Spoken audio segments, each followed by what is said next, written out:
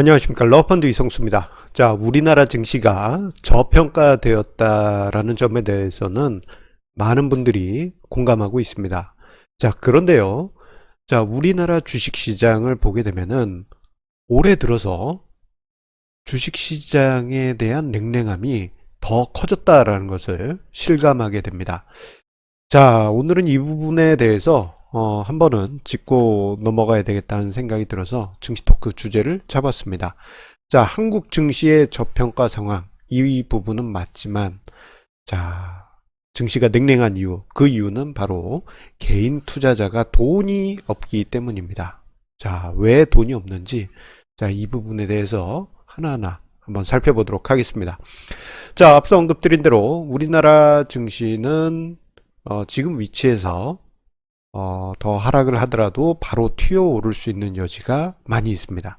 제가 증시 토크를 통해서 자주 강조드린 바와 같이 한국 증시의 극단적인 저평가 상황이다 보니까 시장이 하락하게 되면은 저평가 메리트 속에 트램벌린 효과가 만들어진다라고 말씀을 드렸어요. 자, 소위 우리 방방이로 불리는 트램폴린 있지 않습니까? 어린이들 놀이기구.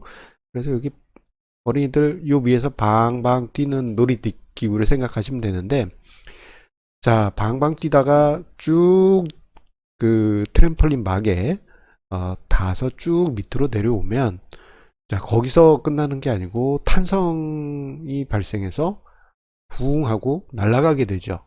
자, 이러한 트램폴린 효과가 한국 증시에서 저평가된 메리트가 있다 보니 발생할 가능성이 크다라는 점을 언급드리기도 했고요. 그리고 두 번째로는 연기금의 자산 배분 전략 효과 때문에 증시가 하락하면은 저가 매수세가 유입이 된다. 그리고 세 번째로는 종합주가지수 2000포인트 부근은 심리적으로 자, 이제는 지지선의 역할을 하기 때문에 자, 증시 전반적으로 하방 경직을 만들 가능성이 매우 높습니다. 자, 그것을 하나하나 보게 되면요. 자, 지금 종합주가지수 같은 경우 어제 기준으로 해서 시장 PBR이 자, 0.89 수준입니다. 자, 작년 연말에 0.86까지 떨어졌는데, 자, 이 시장 PBR 0.89라고 하면요. 과거에 증시가 극단적으로 저평가된 시기에 그 영역까지 내려와 있습니다. 심지어는 자, 일본 증시가 1989년 이후 크게 하락한 그 시기 때, 자, 그 마지막 정점이 2012에서 2013년에 정점을 찍었는데요. 자, 그때의 시장 PBR이 0.8배 수준입니다. 자, 그렇다는 얘기는 지금 시장의 밸류에이션은 더 하락하기보다는 오히려 이제는 바닥을 찾아갈 가능성이 높은 그러한 위치다라는 점을 이야기 드릴 수 있는 것입니다. 자, 그리고 연기금이 증시가 하락하면은 자산 배분 전략과 함께 저가 매수를 할 가능성이 크다라고 말씀드렸는데요. 자, 지금 화면상의 자료는 제가 추정한 자료입니다. 국민연금의 자산 배분 전략 장기 운용 계획표에 따른 국내 주식 비중을 계산해서 종합주가지수별 추가 매수 규모를 추정해 볼 것입니다. 자, 최근에 이제 국민연금의 중장기 자산 배분 전략이 바뀌면서 국내 주식 비중이 17.3%로 자, 2021년 기준으로 해서 이렇게 낮아지는 부분이 있긴 합니다만, 자, 그렇게 낮아진 기준에도 불구하고 종합주가지수가 2000포인트에 있을 때는 7조 1000억 원이 넘는 순매수를 시장에서 해야 됩니다. 그리고 실제 자, 5월 초 이후 시장이 하락하는 과정에서 거래소 코스닥 양시장에서 연기금이 1조 9천억 원대 순매수를 보여주었습니다. 즉 시장이 하락하면 하락할수록 연기금이 밑에서 받쳐줄 가능성이 매우 높은 것이죠. 자, 그리고 마지막으로 종합주가지수 2000포인트에 대해서 생각을 해보겠습니다. 자, 종합주가지수 2000포인트 2007년에 2017년에 상향 돌파한 이후 자, 그 위치는 오랜 기간 저항선으로 작용해 왔어요. 하지만 자, 2017년 종합주가지수가 2500포인트를 넘어서는 강세가 나온 이후 종합주가지수 2000포인트는 지지선으로 바뀌었습니다.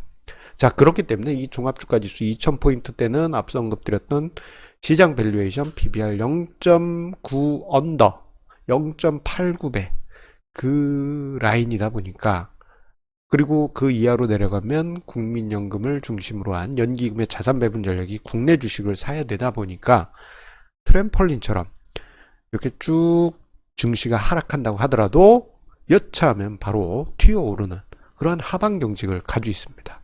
자, 이렇게 생각한다면 지금 주식 사야 되겠네요 라고 생각하실 수 있지만 지금의 증시에 대한 군중 심리는 북극 바다처럼 남극 바다처럼 꽁꽁 얼어 있습니다. 너무 차가울 정도입니다. 심지어는 저의 친척이나 지인들이 주식 투자는 위험하다. 빨리 다시 생각해보고 원룸 건물을 사라. 이런 식으로 저를 설득하시는 분들이 계실 정도예요. 자, 그만큼 자, 증시에 대한 군중 심리가 너무도 차갑습니다. 자, 그런데요, 그 차가워지는 현상이 자, 2018년 내내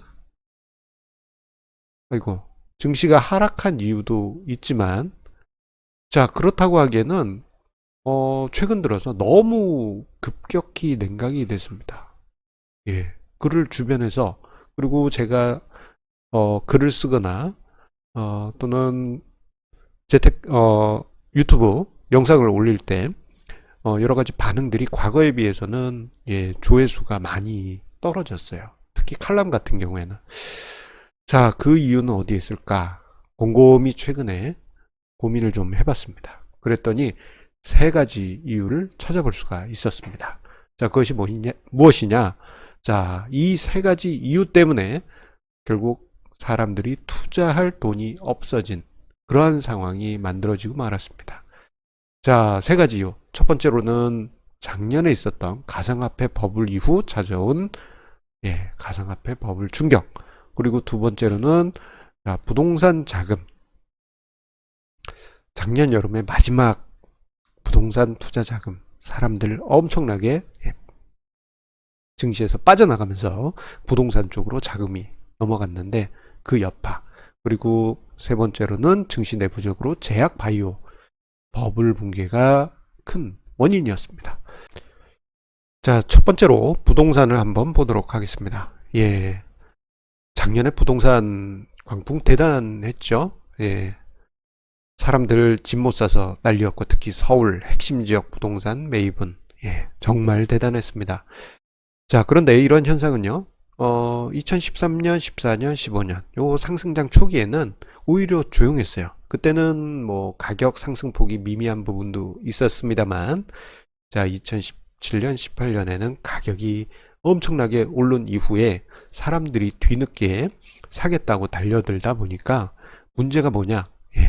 있는 돈 없는 돈 모두 끌어와서 부동산을 매입하게 됩니다. 자, 제 주변 지인 중에도 2013년, 14년에 부동산을 매입하시라 그렇게 제가 조언을 드렸던 분들 같은 경우 그 중에 실제 집을 사셨던 분은 거의 없었어요. 한 10명 중에 한두 분? 자, 그런데 그랬던 분들이 2017년, 18년에 뒤늦게서야 투자 목적이 됐든 거주 목적이 됐든 뒤늦게서야 주택을 매입하게 됩니다. 자, 문제는 요 시점에 매입한 분들 같은 경우에는 워낙 비싼 가격에 아파트를 매입하다 보니까 어떤 현상이 일어나겠습니까? 가지고 있는 돈 모두 끌어와서 주택을 매입하게 됩니다. 자, 당연히 있는 돈 없는 돈 다 끌어와서 여기에 대출까지 끼고 그것도 모질라서 부모님한테까지 다 빌려온 돈으로 주택을 매입했으니 주식 투자할 수 있는 여력은 있을 수가 없지요. 자, 저 원인 때문에 주식 투자에 대한 자금 이탈이 컸던 것이 사실이고요. 그리고 또 하나 이유 중에 큰 이유는요. 가상화폐에서 많은 분들이 큰 손해를 봤다는 점입니다. 자, 말은 안 하더라도 한 집 걸러 한 집씩 2018년 초에 가상화폐에 투자했다라는 거 우리 기억을 조금만 해보시면 바로 떠오르실 것입니다. 자, 지금도 비트코인을 제외한 대부분의 가상화폐가 10분의 1 토막이 나 있어요. 제 주변 지인 중에도 주식 투자를 하던 지인이었는데 가상화폐에 큰 돈을 상투에 넣었다가 큰 손해를 보고 주식 투자 자체도 자금을 빼간 경우가 많았습니다. 당연히 돈이 없는 상황이 만들어지게 되고 그 결과 주식 투자할 여력이 사라지게 됩니다. 자, 마지막으로 결정적인 증시 내부 요인을 보게 되면요. 자, 증시 내부적으로는 바로 제약, 바이오, 버블이 우리 개인 투자자분들에게 엄청난 손해를 안겨줬다라는 점입니다. 자, 2018년 초에 제약 바이오 광풍 대단했습니다. 대부분의 개인 투자자분들이 제약 바이오 광풍의 중심에 들어가게 됐는데요. 아마 개인 투자자 중 절반이 제약 바이오 핵심주에 투자했다라고 해도 과언이 아닙니다. 하지만 그 이후부터 해서 자, 제약 바이오 업종 어떻습니까? 엄청나게 하락했고, 그리고 코스닥 150 지수 같은 경우 마이너스 40%대의 큰 폭의 하락을 그 이후 만들게 됩니다. 자, 그런데 주식시장에 대해서 증시 내부 투자자뿐만 아니고 자, 2017년 말에서 2018년 초에 자, 은행, ETF, 신탁으로 많은 자금이 들어왔다 보니까 자, 사람들이 그냥 일반 사람들이 증시에 대한 혐오감이 커지게 되었습니다. 이거 엄청납니다. 그 결과 앞서 언급드렸던 두 가지 이유와 부동산으로 돈이 빠져나가고 가상화폐 투자 잘못해서 돈이 녹아나고 그리고 증시 내부적으로는 제약 바이오에 사람들이 집중 투자하면서 큰 재산상 손실이 발생하면서 자, 결국은 이렇게 빈털터리가 되고 말았습니다. 그러다 보니 자, 증시에 투자할 돈이 없는 것이 현실입니다. 자, 그렇다면 우리가 여기서 무엇을 봐야 되느냐? 자, 이렇게 나간 돈, 그리고 이렇게 녹아 없어진 투자자. 자, 그 돈들이 다시 채워져서 주식 투자를 하기 위해서는 시간이 걸려요. 자, 올해 당장에 주가지수가 3천, 4천 간다 하더라도요. 주식 투자할 만한 분들이 그렇게 많지 않습니다. 오히려 지금 현재 시장에 생존하고 있는 여러분들은 향후에 만약에 상승장이 온다 그러면 그 수익을 향유할 수 있는 극소수, 그 일부의 성공한 투자자가 될 수 있다는 점 제가 강조드리고 싶은 바입니다. 자, 오늘 러펀의 증시 토크 여기서 마치도록 하겠습니다. 항상 우리 애청자님의 구독, 좋아요, 공유해 주시는 마음 감사드리고요. 내일도 좋은 주제로 증시 토크 찾아뵙도록 하겠습니다. 감사합니다.